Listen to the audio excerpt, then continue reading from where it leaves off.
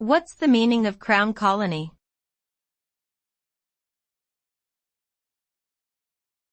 Crown Colony.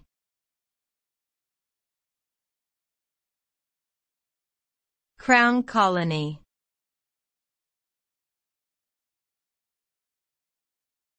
Crown Colony.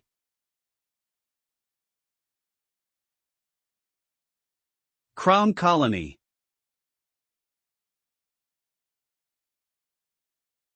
The term Crown Colony refers to a type of colony that was directly ruled by the British government.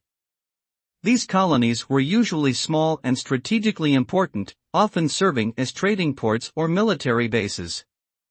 The term Crown refers to the fact that the colony was owned by the British Crown, meaning it was a possession of the British state rather than a self-governing territory. The governing officials of the colony were appointed by the British government and reported directly to the Colonial Office in London. Crown colonies typically had limited political rights for their inhabitants.